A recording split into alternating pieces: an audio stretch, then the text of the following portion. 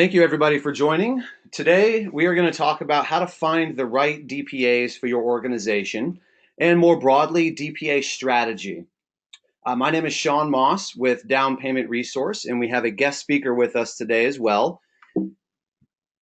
I am the Senior Vice President of Operations and Customer Support at Down Payment Resource, overseeing the database and the tools and the staff that we deploy to track and monitor all of the homebuyer programs around the country for down payment assistance, tax credits, affordable first mortgages, TBA and bond products, and more. And we also have with us one of our cherished partners, Tanya Todd, Senior Vice President of Strategic Products at Mountain West Financial. And Tanya, I'm gonna let you introduce yourself, and then also tell us a little bit about Mountain West and your affordable housing initiatives. Sure, great. Thank you so much, Sean.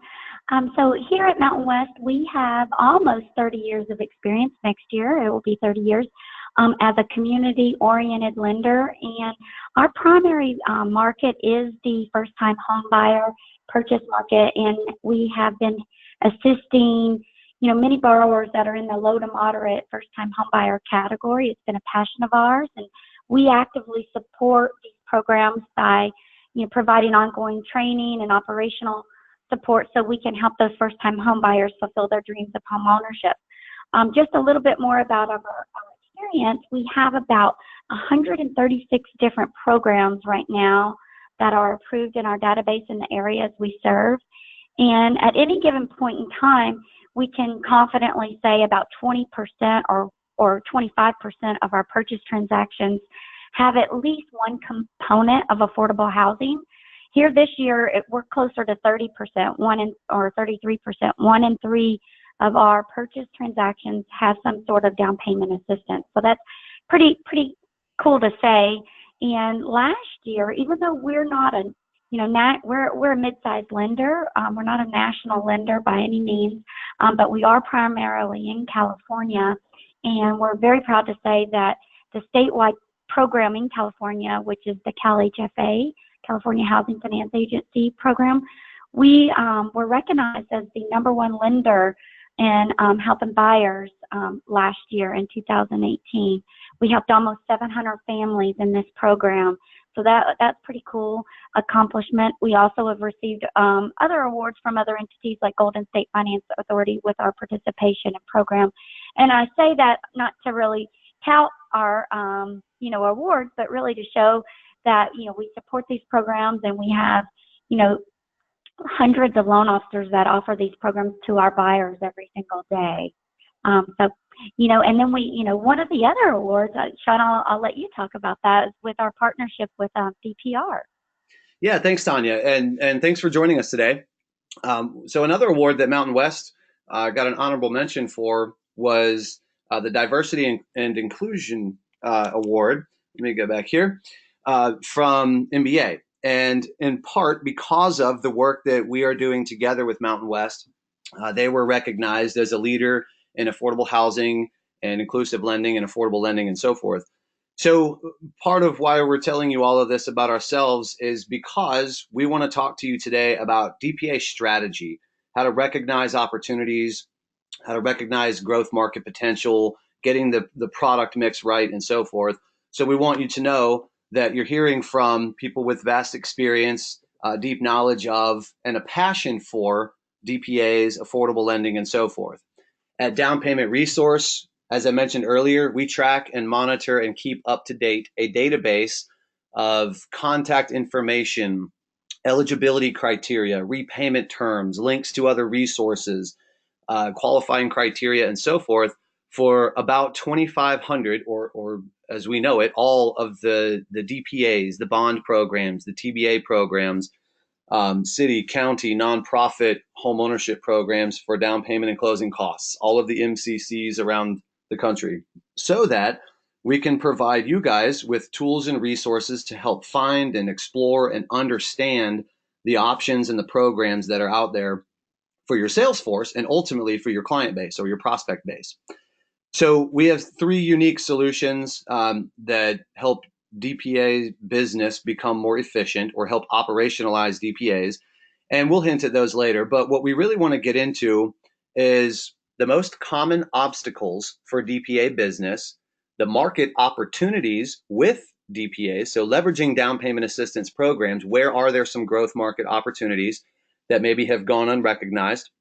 And specifically, we're going to talk about 6 factors that we've identified that lending executives should be considering when they're evaluating products so that we can get to proactive DPA strategies for you guys and solutions to make that down payment assistance business more effective. So, to get started, let's actually put a poll on the screen here. We also have Tracy Shell, our VP of Marketing, in the background. She's going to put a poll up on the screen. You can click your answer right there on the screen. But Tanya, maybe tell us a little bit from your perspective about how big you think or Mountain West has detected that the market is or can be for first-time homebuyers or using DPAs. Absolutely. Thank you so much, Sean. And year to date, 17% of our overall production, including all the states that we're in, and that includes refis as well, has one form of DPA, and that's huge, considering DPA is used mainly on, purchase transactions. Last month, I think I mentioned that 30% of our California loans use DPA, and that's, pretty average what we see right now. And I mentioned that because California is a high-cost market, and a lot of lenders and loan officers think that, the down payment assistance programs may not help buyers in their area because of the cost of housing. And, that's really not the case. The market is there. You just have to decide if it's the space you want to participate in and then dive in.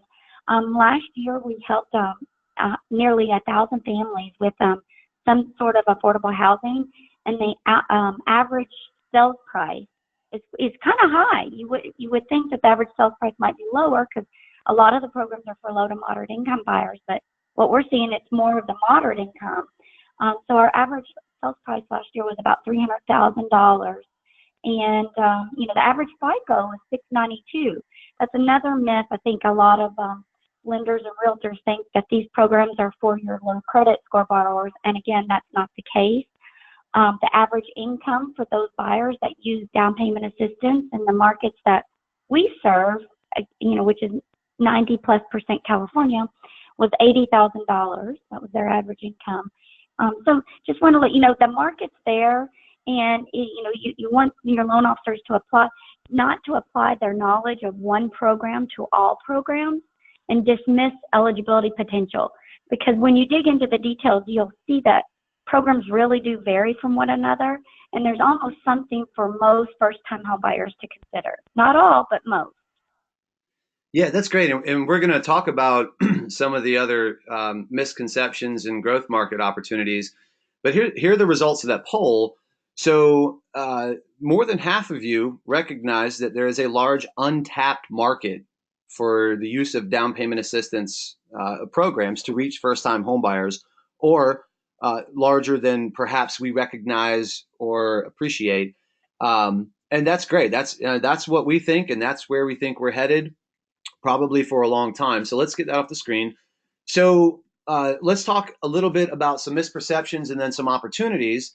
And I'll just kind of summarize this, but we all see all the time that the perception among renters or prospective home buyers is that the down payment is the barrier. They think they need more than is actually required as a down payment. So they don't begin looking for a home. They don't think about pre-qualification or talking to a loan officer or real estate agent.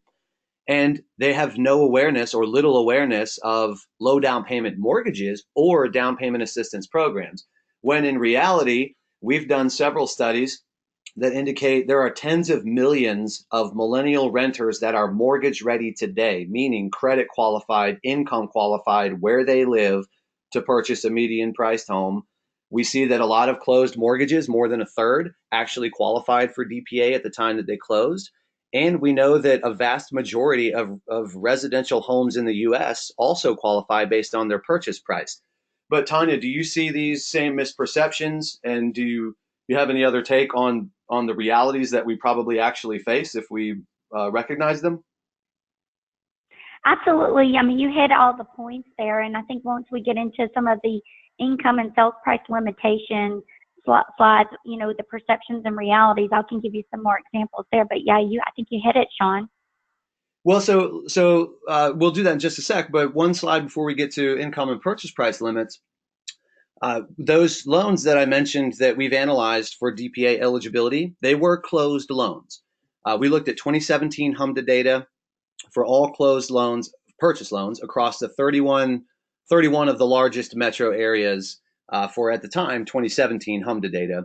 And what we found was that 36% of those closed loans were eligible for an average of 6 homebuyer programs, largely down payment and closing cost assistance, at an average of $9,200. And that's across a very diverse array of markets geographically.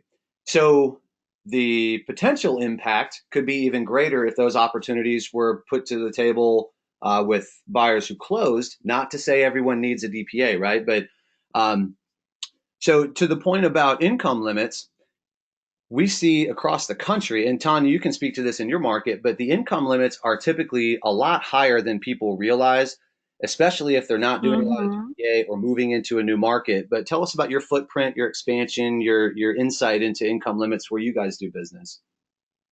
Yeah, I mean, just look at the screen. It's quite amazing. Look at it, Los Angeles. The maximum income limit for some of the programs is $144,000. One might not assume that. And like I mentioned earlier, we are primarily in California, which I think is a good example of, down payment assistance programs. For our purchase transactions across the board in California, DPA and non-DPA, the average income was $100,000. So even in our non-DPA programs, a lot of them would have still fallen into some of the programs in LA County. And looking at the borrowers who only use DPA, I mentioned that the average income is, around $84,000 for California specifically. But if you go in and look at LA, which is listed on the screen, our average income for DPA loans in that county was about $113,000. Those are borrowers that we originated in LA County that used down payment assistance to help them get into the home. Their average income was $113,000. That I hope is, eye-opening to some of you to, it's not just for the very low and low income borrowers. The average purchase price for those borrowers was $255,000, with the highest being at $600,000 purchase price. That's an actual loan that was that was done with us using DPA. And we did a few loans in Santa Cruz, which is not even here, but that's a very high cost area in California. And the average income for those loans in Santa Cruz, and we did quite a few, was $150,000, with the average sales price of $410,000. I could give other examples, and but what I was interesting to see was the highest purchase price we did was a loan in San Diego. It was priced at $676, and it had an LTV of 96 and a CLTV of 99.6. That tells me the borrower was able to get into a traditional mortgage and cover their entire down payment requirement by using a DPA program. So, it's just, another example of, these programs serve a wide range of buyers, and to not, exclude programs just because you may have heard about a program in a certain area that's limited in their income or sales price, because there are many out there that have higher limitations. Yeah, and again, the reason we're doing this part here is to illustrate the opportunity with DPAs, the growth markets that may exist out there, so that we can have an intelligent conversation about DPA strategy and doing them right. So let's ask another question here. And again, you can click your answer right there on the screen for these polls. But for all of you in attendance, what is your biggest challenge with down payment assistance programs? And we realize that we put a list of challenges on there, but if you had to pick one that is the most difficult or most frustrating or hardest to overcome, then by clicking on the screen, tell us your answer to what is the biggest challenge for you or your company with down payment assistance. And Tanya, for you guys, you've been doing this for a long time. At the onset, what were the challenges, and what are the biggest challenges for you currently? Sure, I'll be happy to help you with that. And, just so you know, my computer just restarted on me, so I'm going to go from my head and not my notes here. But yeah, challenges in terms of, as a new lender in a new program, it's setting up the program initially, analyzing the type of program, and if it requires systematic and operational procedures implemented on your side. There's a variety of different types of programs, some that can be a standalone with the lender's first mortgage, and then some that require a product build out of the housing agency's first mortgage along with their down payment assistance. So understanding which avenue you're going to be in and will determine, the challenges that you'll face based on implementing those programs. And then once they're implemented, if it is a standalone, if it's a standalone program, they're great. They go with your normally priced programs. But the big programs, the statewide programs, usually require, trained underwriters and system build out so that you can properly support and sell those loans and service release them back to a master servicer. So, the initial setup phase could take a tiny bit of time, but if you know what you're doing, and, it's not too challenging. It's just, you got to be committed to that space and have the proper infrastructure to go for it. Yeah, that's a great point about commitment. And that's something that we'll talk about a little bit more here as we get into strategizing. Results of the poll real quick. We're not surprised to hear that for many of you, figuring out what's even out there is the biggest challenge. The starting point is if we're gonna get into this, we have to know what's available. In City A, City B, City C, are there DPA grants? What does the state HFA have? What nonprofits exist? Which municipalities are offering programs? Where's the CDBG money going, the home money, and so forth. And then, of course, tracking change, which is what we do. Originating profitably, we understand there are challenges there, but there are strategies to help with that. So we're going to get into these challenges now, and that's actually what we want to do next is, let's have some dialogue about how to reduce declinations, how to market to first-time home buyers, how to uncover and approve and build awareness among the sales staff of DPAs and so forth. As we go, one of the questions, or one of the answers rather, to that previous question was salvaging declined loans. So we recognize that's a challenge. Nobody wants to decline a loan. When we think about cash to close, debt to income, and when we think about DPAs, there's a lot of opportunity if everyone is aligned properly, sales, risk, ops, and so forth, to recognize opportunities to save a loan that has been through most of the pipeline, but isn't going to go to closing unless some kind of help exists. Down payment assistance can be that help. Tanya, any insight into how you guys handle declined applications from a risk perspective, for example?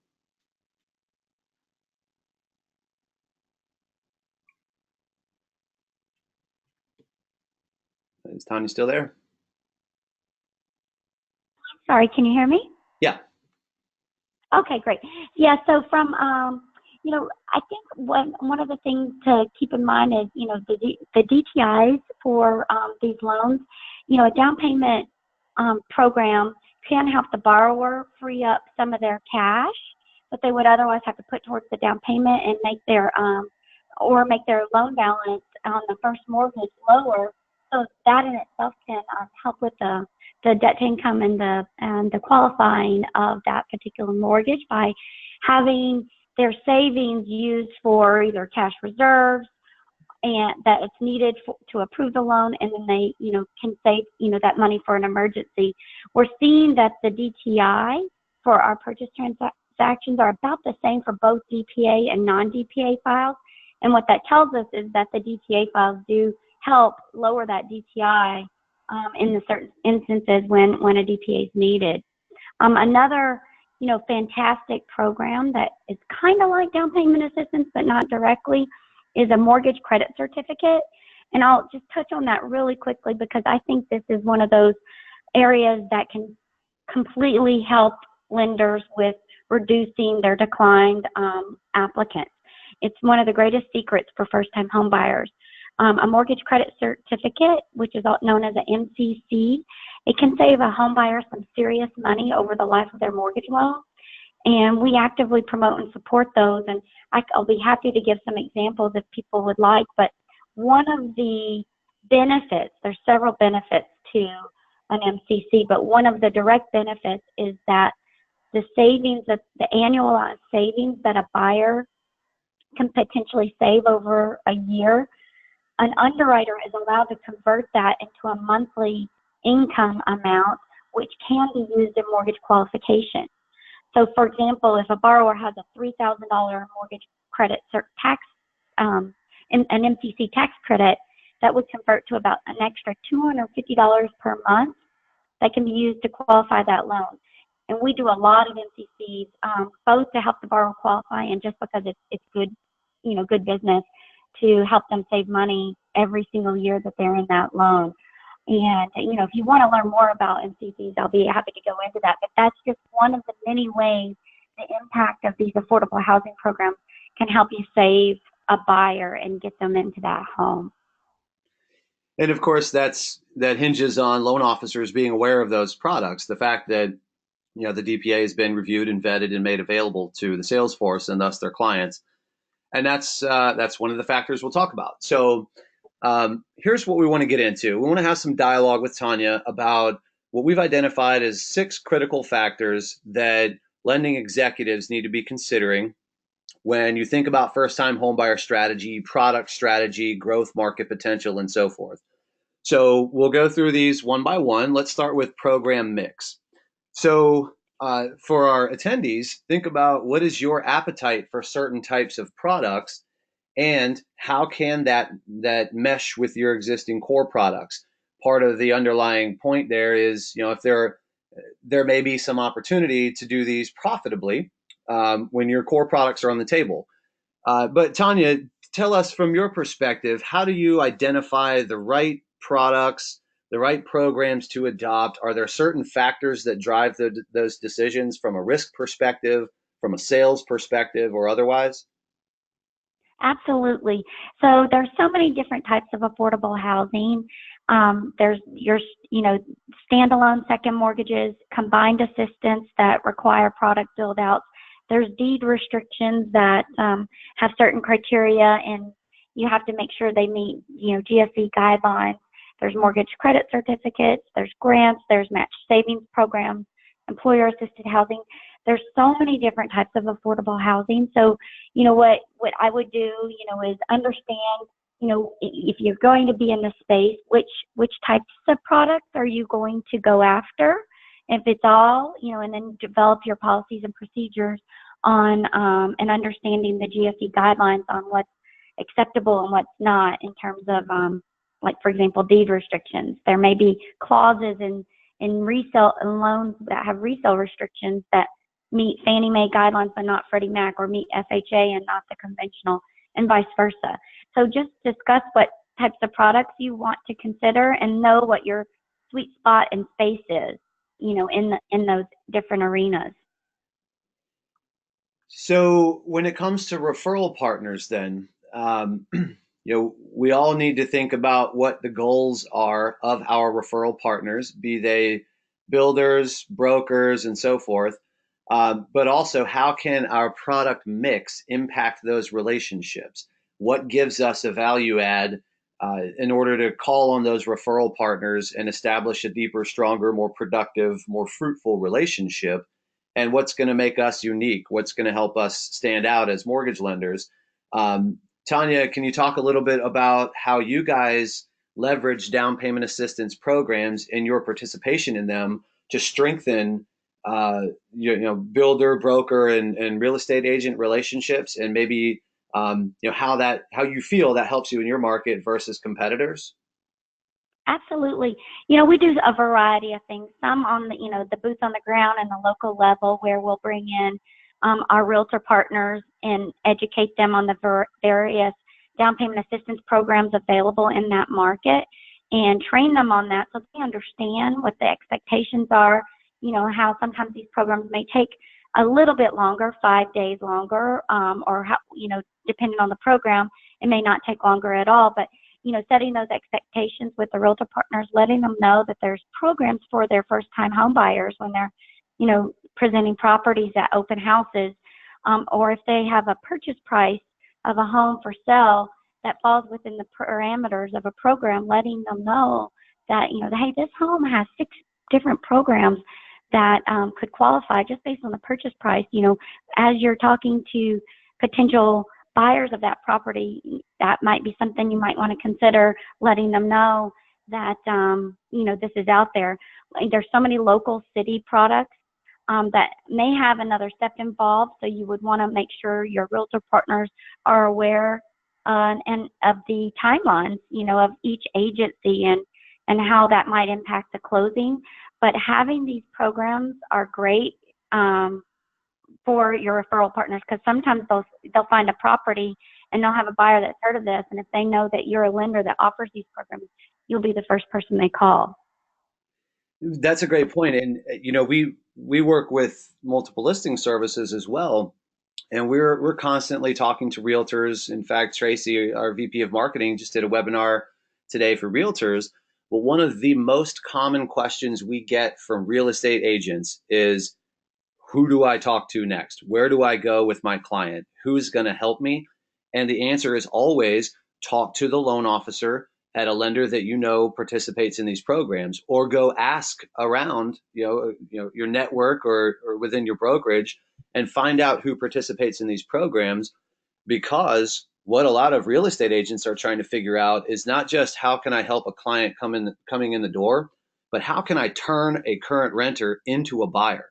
I have to reach them. They're going to have issues, most notably the down payment. Can I solve for that and turn them into a buyer and thus a client? But you mentioned, Tanya, you guys do events and you partner a lot with boots on the ground real estate agents.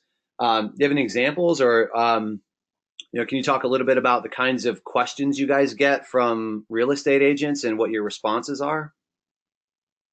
Yeah, it's very open. The realtors are very happy. The real estate agents are very happy to have communication with us and the housing agencies. What we'll do is we'll bring in the statewide housing agencies, the MI providers, because a lot of times these statewide agencies have reduced MI for using their loan program. So we'll bring in the MI company, we'll bring in Fannie Mae or Freddie Mac, because they have affordable housing programs as well, Home Ready, Home Possible, and you can couple these down payment assistance programs with those programs. And so we do a holistic approach, and we give a quick summary of all the different types of affordable housing there is, and then we show them how to use it in practical ways.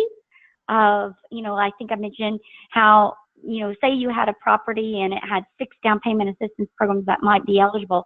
We'll show that agent how to get people asking you about it by putting on your sign, on the for sale sign, this program has 6 down payments of, this house is eligible for 6 down payment programs. And when you do the open house, have a poster there, and it gets the buyers talking to the realtors instead of the realtors, acting like salespeople trying to get the buyers that are walking through to talk to them. Instead, the buyers are asking them questions because they see the information in their curious minds.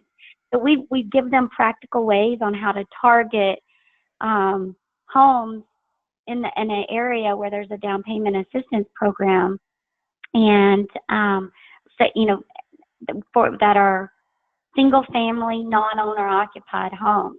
We show them how to do that, and then give them flyers on down payment assistance may be available if you want to buy a property in this neighborhood, because we know that these people want to live in a house, but they're not owner occupied. So we really try to get into the nitty gritty, share with the referral partners how these programs work, how they can help, and it's very well received because we give them practical ways on how we can work with them together.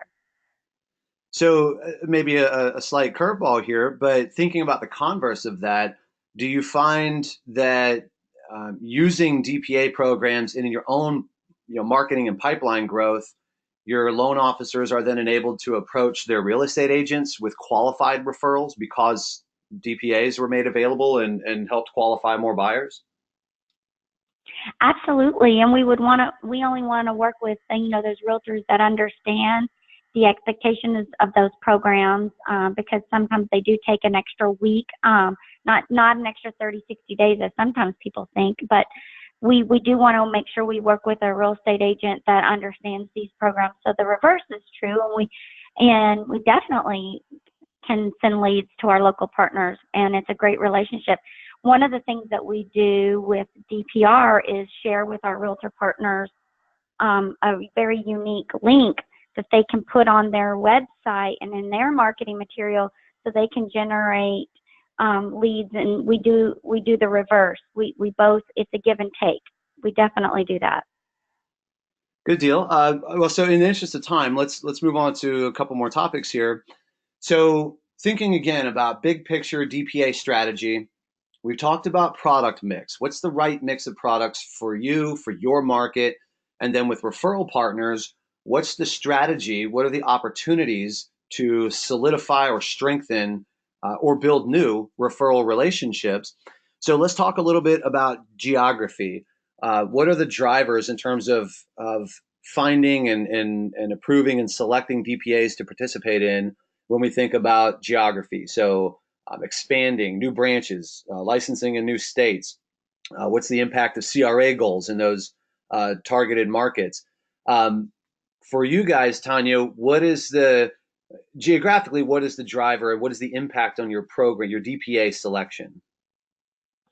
Yeah, absolutely. What we do is we began in our core market on, where are we doing most of our purchase transactions, and then I would recommend anyone starting with these programs to start statewide, because there are many statewide programs that that can be easily adopted and understood, and you can roll those out to the masses.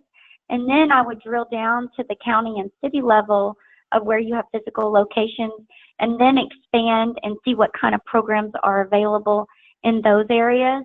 But I would, funnel down first and start with the statewide programs to see if there's something that you would be interested in offering, and then see what is more on the local level. And again, I wouldn't rule out MCCs. If you're going to start with these types of programs, I would, try to understand, mortgage credit certificates, because a lot of them are available statewide, and they can really help you get your foot in the door with helping qualified buyers. Yeah, and when we say starting statewide, that's if you're just getting started with DPAs, or you're just building out that strategy and that product mix, or you're opening new branches, especially if you're getting licensed in new states. And you also mentioned statewide versus what we just broadly call local programs from a particular city or county.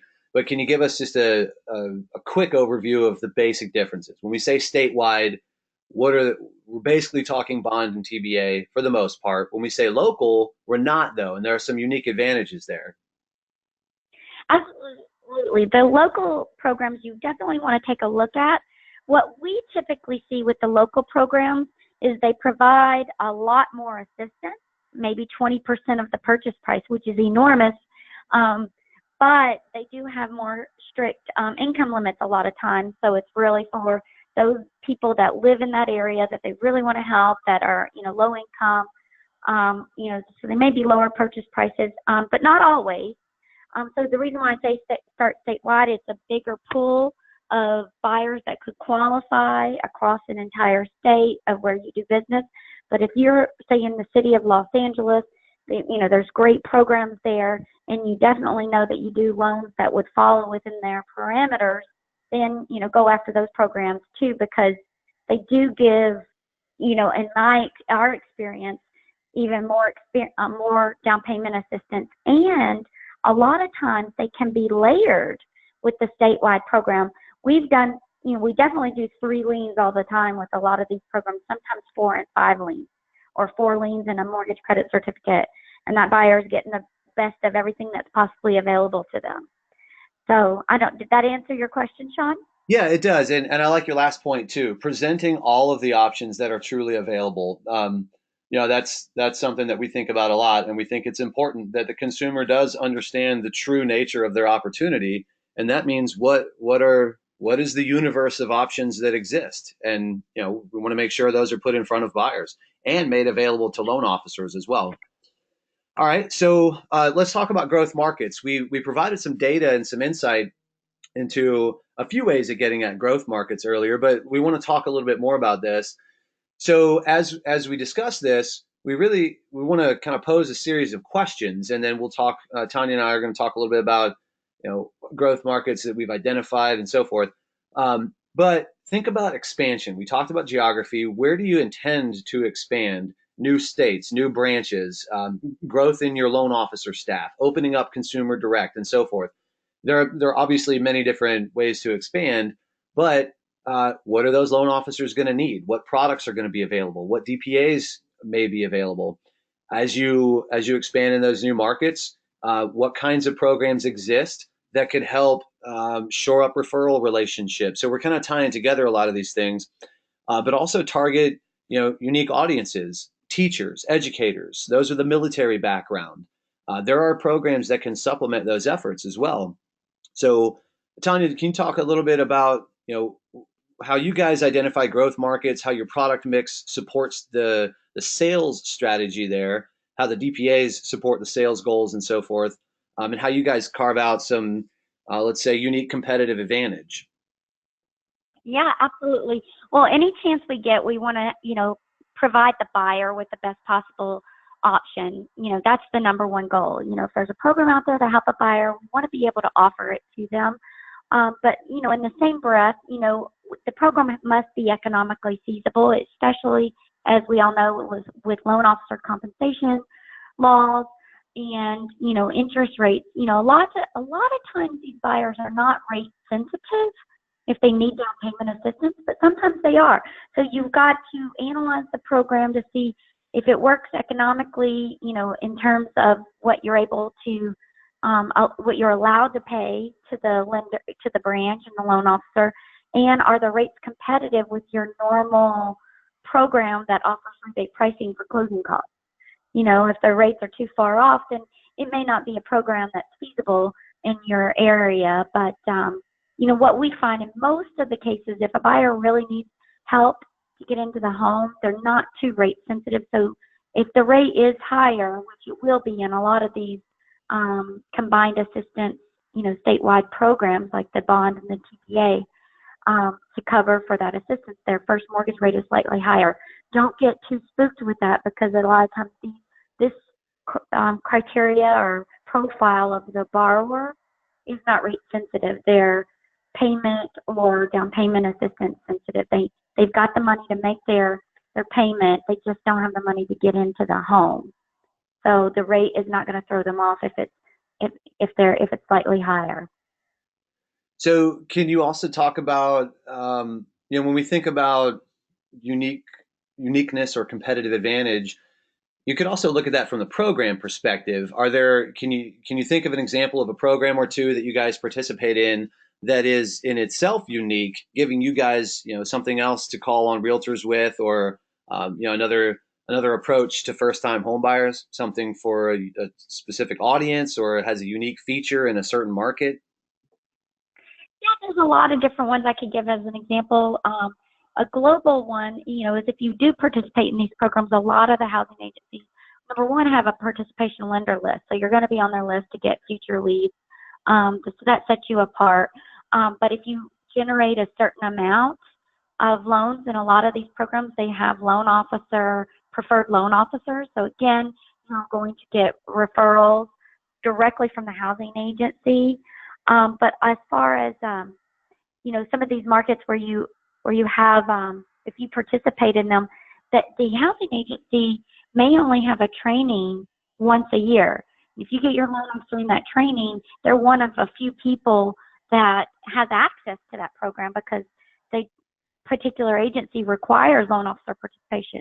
So if a buyer comes to another loan officer, they won't be able to get a loan through that loan officer if they really want that program. They have to go to someone that is trained.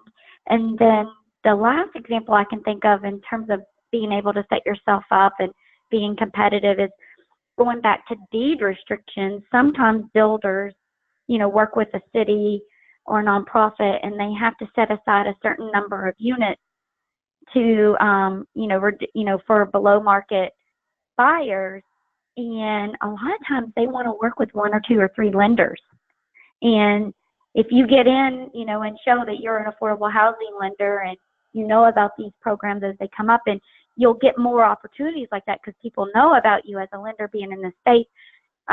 We were just presented with an opportunity the other day for 100 homes to be the exclusive lender for a deed restriction project. So those are just other ways. By being in this space, you have opportunities with more buyers. Yeah, that's great. Demand by exclusivity. So we've got a couple more topics here. Revenue potential. So one of the challenges we saw earlier was, what is when we asked the question about challenges, one of the answers rather was revenue potential.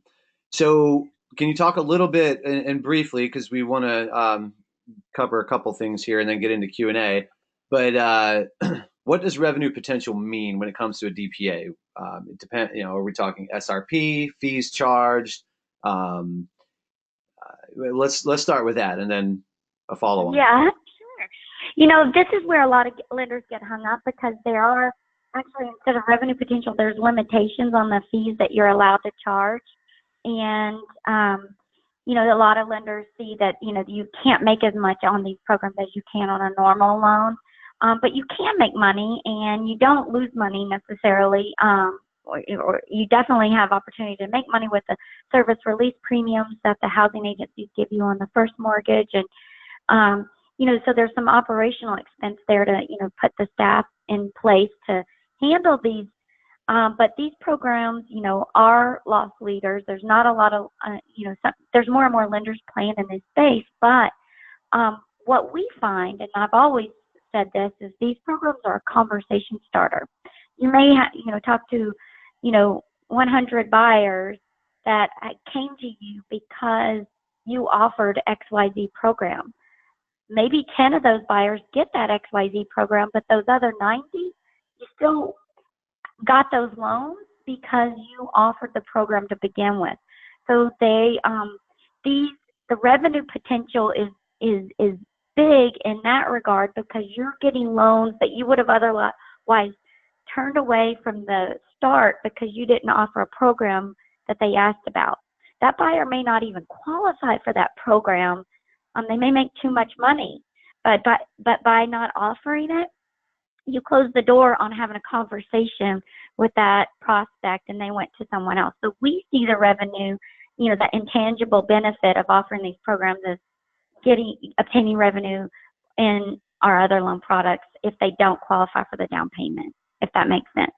Yeah, and we've heard so much of that. One of your points in the last year, maybe two, but especially the last year is, the buyer's not coming to them or the buyer's being turned away because, the down payment was an issue and there weren't solutions put on the table.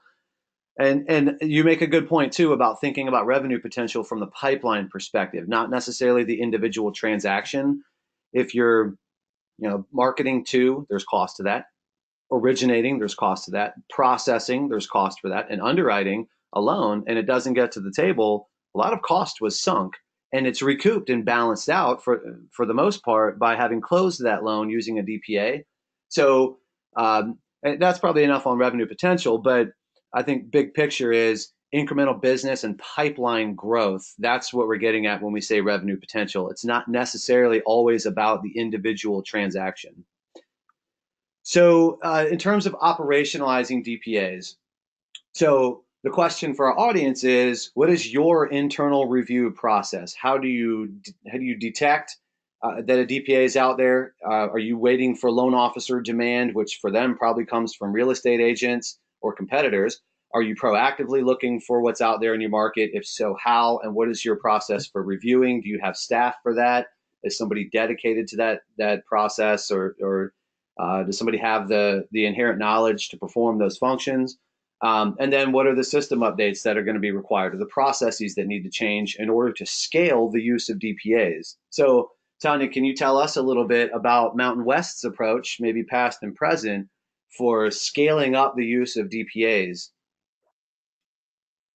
Oh gosh, yeah. So we're very proactive in finding programs that we feel that would serve our geographic area, whether it's a new state or an existing state. Um, and we, kind of look at the program to see if it's a beneficial program to the buyer, and then look at the operational aspects of it to see if it makes sense. Our internal review process is very simple. We're usually proactive in finding the main programs in a certain area, but then we are reactive based on individual demand, and we'll ask that we get a note and deed and some guidelines if a realtor or loan officer wants a particular program we haven't reviewed before, and then we'll determine if it's an easy build or if it's something that requires our implementation. So if it's a big first mortgage product, we'll look at that proactively and build that out before the field comes to us. But there's so many programs out there, and one of the things that you would have to do is determine, is this going to impact your pricing engine? Are there system updates that you have to make to participate in this program? The standalones, usually not much to it system-wise, but the first mortgage products that have that combined assistance, you'll need to look at your internal lending system, your LOS, and see if it can support adding, a second lien or multiple layers of lien. Yeah, and I suppose what's not really represented here is once all that's done, how does the loan officer know? So snowballing that awareness to make sure that your own sales force is aware of the opportunities that you're presenting them with. All right, so let's ask another poll here, and then we'll wrap this up. And we want to get into some Q&A as well. Tell us currently, how do DPAs fit into your business strategy? So, when you think about the challenges you've seen this year and where you feel you're headed next year, how do DPAs fit into that strategy? Again, you can click your answer on the screen. But Tanya, I feel like you've given everyone a pretty comprehensive view of the culture at Mountain West. But you want to talk a little bit more about how DPAs fit into the strategy, the sales strategy, and the corporate strategy for Mountain West?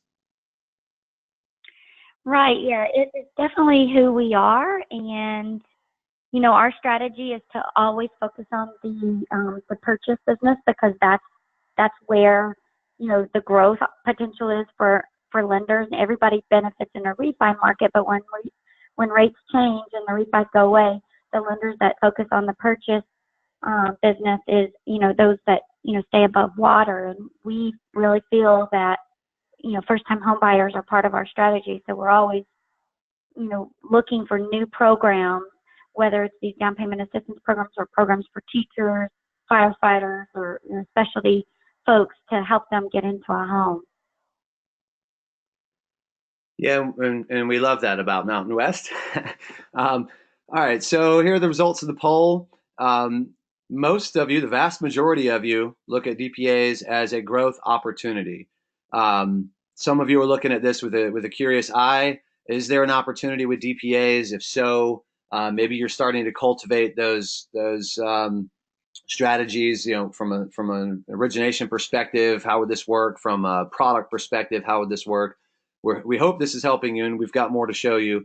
And then for some of you, it is mission critical. If you're a depository, then you've got CRA obligations, and some of you may have CRA obligations otherwise. And so we hope that we're helping you kind of carve out some creative ideas, think about this a little differently, and plan for fourth quarter and 2020 and how to do this efficiently and profitably. So let's just kind of recap some strategies that can make an impact. Sales, risk, product, secondary, operations, IT. You could add more to the list. They're all involved, but they have to be aligned. And Tanya, maybe you can speak for a moment about that alignment from the leadership level. This needs to be a strategy, not an idea. There needs to be support. So, it sounds like that's in place at Mountain West, but can you speak to the importance of that? Absolutely. I think the very first strategy that any lender should do is decide on the types. Do you want to be in the space? And if so, what type of programs do you want to offer? because there's so many, and then understanding each program's nuances and whether or not there's training requirements. And also, one thing I haven't touched on is if you are a lender and you offer your program or your company's programs to wholesale brokers, that's another thing that you'll want to ask and understand with each of these programs in your given area, is to learn if the housing agency that's offering the down payment assistance allows wholesale channel to participate, and if so, rolling it out to that channel as well. Yeah, and then I think we've already touched on, so maybe I'll just recap. We've touched on loan officer awareness. That's clearly important. All of this is to support your loan officers so that they do have the products, they can go out and compete, they can build more relationships with realtors and builders and so forth, and they can win more business. They may need ongoing training in order to accomplish that. We also see a lot of the banks and lenders that we talk to now are getting credit risk involved in this strategy, not just the operationalizing of DPAs, but in planning. What is the risk perspective? And Tanya, I don't know if you have anything to add in that regard, but to what extent is risk involved in your strategy with DPAs? Yeah, there is some risk. And one of those risks is with the state agency programs that have a master servicer, and they have their own guidelines. And if for some reason, or due to an underwriting error or whatever that is, if the housing agency is unable to, or the master servicer is unable to buy that first mortgage, then you as a lender have to find an outlet for that first and second lien if you're unable to sell that loan to the designated outlet. It's a minor risk, but it's something to consider when you're building this out and your processes, to make sure that you've got the controls in place to ensure that loan meets the guidelines of the program. So you're not involved in trying to figure out what to do with that loan. And so I presume that means that your underwriting department or credit risk department or whatever they're called for everybody in attendance, whatever that division might be called, they ought to be involved in the DPA strategy and planning, right? Absolutely. Mm-hmm. And in part to mitigate those risks. All right, so we talked a lot about educating LOs, and we talked about salvaging the declined loan pipelines and the sunk cost that comes with it. And then lastly, keep DPAs simple by role. What does a loan officer need? And let's get that to them. What does an underwriter need to know or to have about a DPA? And let's get that to them. Likewise in post-closing and so forth. And we talked about all the different departments that are impacted by the use of a down payment assistance program. Part of the strategy here is identify what they need and get it to them. So let's talk briefly about how down payment resource can help. And then Tracy, if you can go ahead and start queuing up any of the questions, we'll get into some Q&A here in a moment. But we mentioned early on at Down Payment Resource, we have 3 unique tools that lenders license to help you find and detect programs and make strategic product decisions. That's our DPA directory. It's access to all of the programs available across your footprint, so you can find out what's out there, understand the opportunities, identify growth opportunities. Tanya, any quick comments about the DPA directory, being a user of it? Oh gosh, we love the DPA directory. It's amazing, and it also shows us opportunities. Like, we have entered into other states, and we're able to sort and determine, we want to focus on this program and this program type to offer in that particular state. It's wonderful. I can't say enough things about it. Thank you, Sean. Well, thank you. And that's, that's our mission here, is to bring attention to these programs so that everyone can make strategic decisions to help those in capital markets, secondary, product development, CRA or community lending if you're with a bank. And then we have our loan officer portal. We talked a lot about educating loan officers about all the work you're doing to bring these products to them. So we have a loan officer portal where you can load all of the programs you participate in and let loan officers determine the eligibility for those programs of incoming borrowers. And then lastly, our consumer portal. And Tanya, you mentioned you guys use this to shore up and to add value to referral relationships, but this is a lead gen tool that loan officers can use in their marketing and can extend to their referral partners. And Tanya, maybe a quick comment. You mentioned that you use it, but do you see success with it? Any ideas about use cases? Sure, and because you guys send us a monthly portal usage report, I'm able to track it on the loan officer level on who's using it and how often and then I can check with that loan officer to see what their best practices are. But for example, we had one loan officer last month that got 2 different leads from his referral partner link, just from one real estate agent. That real estate agent had several people visit and search, and we've got 2 leads out of that, just one example, and we have hundreds of these personalized landing pages for each loan officer and or their realtor partner. So it's this consumer portal, if used properly, is a great marketing tool for generating interest from the home buying community.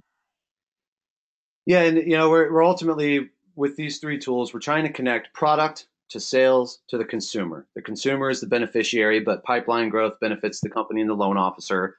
And simplifying the product approach or strategy has to be the starting point. So with that, we want to thank everybody for joining us. I realize we went a couple minutes over. We will send you a couple of things after this webinar is over, including a recording, our latest down payment report, and a video that briefly describes that DPA directory where we said you could access all the data about all the DPAs in your markets. You can also get a free trial of that tool. But Tanya, tell us real quickly about your loan officer tips email that we will also present to everybody as we follow up.